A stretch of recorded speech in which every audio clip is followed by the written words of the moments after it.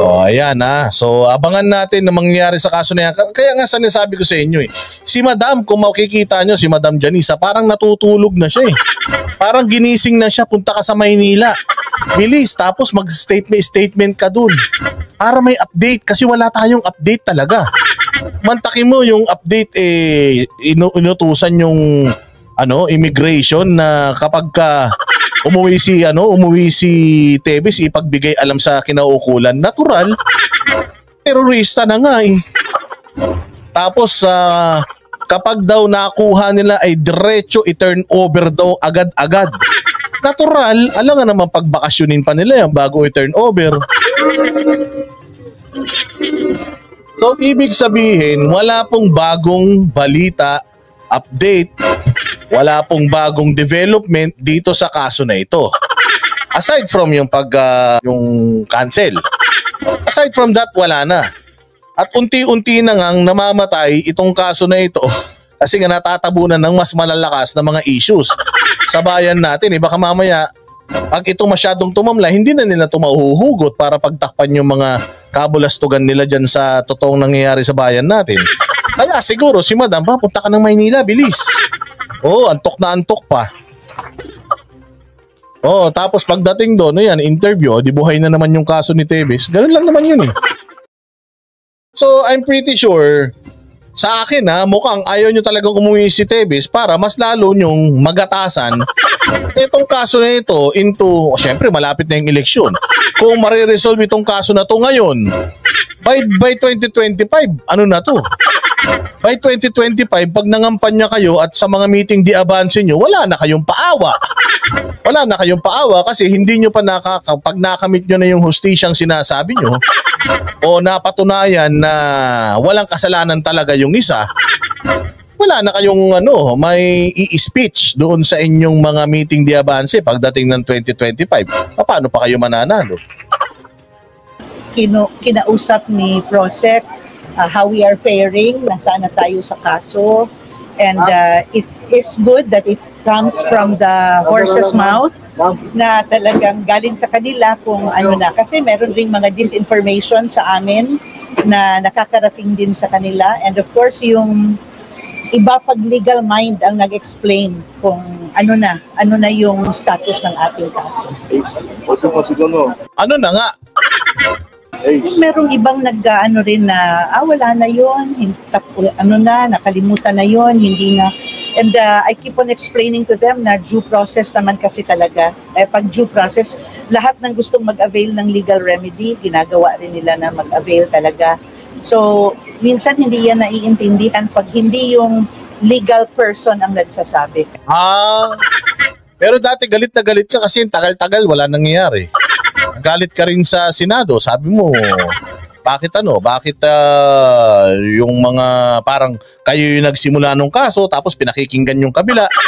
Marunong ka palang umintindi ng due process. Pero bakit nung hearing sa Senado parang ayaw mo nung due process? Ayaw mo nung pakikinggan yung kabilang side, gusto nyo sa inyo lang.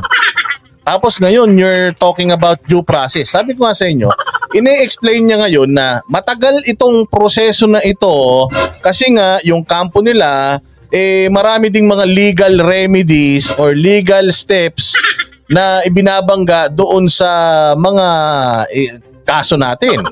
Doon sa mga decisions, marami din silang mga kontrademanda. Kaya tumatagal. So ngayon, ini-explain niya sa tao na talagang matagal ito because this is due process. So ibig sabihin, si Mayor Janice Digamo sa ngayon, ang gusto niya ay talagang patagalin at ipaintindi sa tao na talagang matagal ito at i-expect na talagang matagal ito. Kasi nga, matagal pa yung 2025 elections. Kapag itong kaso na ito ay biglang na-resolba ngayong taon, yari ang kanilang pangarap sa 2025.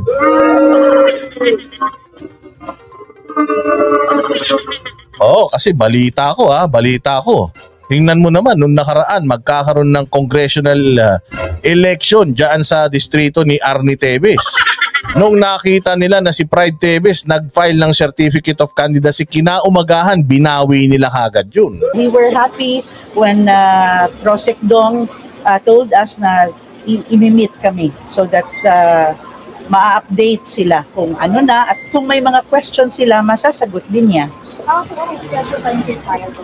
Yes po, tama po. Ano pinaasahan na yung The pre-trial is the beginning of the real battle na talaga, no? Kumbaga kung sa round 12, tapos na tayo sa round 1, we are about to go to round 2. Naman yan. Ibig sabihin, isang taon, round 1 lang. So round 2, so another 1 year. Round 3, another 1 year. Pucha. Patay tayo pag ganyan, ma'am. O hanggang 2028 tong projection natin dito, ah. And tinanong kami ni Prosec kung gaano kami ka-prepared, ka-ready na ipagpatuloy. Talagang we give our commitment na laban namin ito. They're just there to assist us kasi sila it's their duty to assist us. Pero laban namin ito. And we assured him na talagang all the way, we will be fighting this battle. Meron kaming mga clarification na ni-raise sa kanya and gusto namin na ma-answer din na yung, kasi hindi lang ako, marami ang may mga tanong din. So, it's better na makausap namin siya. Kaya magpo-1 year na yung since that the Supreme Court decision namin sa governorship, tapos magpo-1 year na rin yung anniversary ng attack. How is the situation with that? Kaya kailangan bantayan pa rin. Naniniwala kami na Arnie is still out. No? He has not returned yet and nandun pa rin yung mga tao nila na nananakot. Pero hindi rin sila makagalaw ng insakto ngayon because they know that the eyes of the government is on them. So if it will be that way, then siguro talaga there will be peace will really be truly experienced by the people. Lalo na kung talagang nakauwi na si Congressman Teves, mapapanagot na siya, and magkakaresulta yung pinaglalaban namin. Ang comment dun sa cancellation ng passport? Well, that's very good news to us, no? In fact, talagang napaiyak kami doon na minsan iniisip rin namin na the cancellation of the passport goes to show na talagang his world has really become smaller. And with that, we are very hopeful na talagang maihatid siya, makauwi siya, at mapapanagot siya. Bakit? Pagka yan, napauwi nyo, yari kayo dyan. O yari kayo dyan. Siguro, no bail yan, mapapanatili nyo yan sa kulungan ng maikling panahon, pero sigurado tayo mapapawalang sala yan. Bakit? Mapapawalang sala yan, unang-una sa lahat, wala namang ebidensya talaga sa kanya eh. Para sa akin walang physical evidence, walang fingerprint niya doon, walang basyo doon na may fingerprint niya, wala siyang baril na pag-aari na ginamit doon. Pero pero napakalaki nung pagbabago ng tono ni Janice dito O na parang hindi na siya masyadong, alam mo yun, parang bumabanat ng gusto sa mga Teves. Hindi kaya dahil nawawala na din or nabibwisit na rin yung mga tao sa probinsya nila, kakabanat niya sa mga Teves na hindi naman siya binabanatan ng mga Teves kahit na sa mga interviews nitong magkakapatid na Teves na ito hindi naman siya talaga binabanatan. Actually, ang mga bumanat nga dito kay Mayor Janice at saka doon kay Mayor Fritz ng Siaton yung mismo pang mga tao na kilala nila mismo as in mga dati nilang mga kasamahan, dating nasa grupo nila na talagang alam yung mga galaw-galawan nila at mga kilos nila. Yung mga nagsalita against them. Pero itong mga magkapatid na Teves, even the Pride Henry Teves nung nandiyan dyan sa Senate, sinasagot naman niya lahat. Yung mga tanong sa kanya na hindi ko alam. Wala akong alam, hindi ko siya kilala, hindi ngayon ko lang siya nakita. Diba? At saka si Arnie nun, matapang naman siya na gustong umattend ng Zoom meeting Sabi ng Senate, hindi daw pwede. Pero makikita mo yung mga Zoom meetings, yung mga nila ngayon, yung kanilang mga hearings ngayon. Meron namang uma-attend na mga resource person via Zoom. Natatandaan nyo sa PI nila o via Zoom naman yung iba. So pwede naman pala.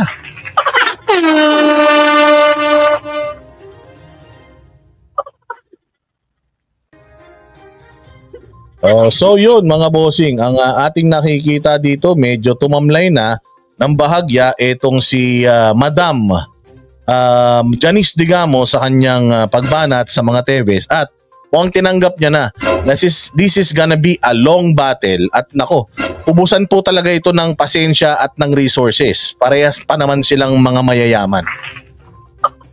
O labanan na lang ito ng sino yung pinakamahaba ang pasensya, sino yung pinakamahaba ang PC, sino yung pinakamalalim ang bukal ng pera. O dahil syempre I'm sure yung kampo ni Teves ay gagawin nila lahat ng kanilang makakaya para hindi makulong yung kliyente nila. At ito namang kabilang kampo ay gagawin nila rin lahat ng kanilang makakaya para may mapanagot na iba at mawala sa kanila yung sisi.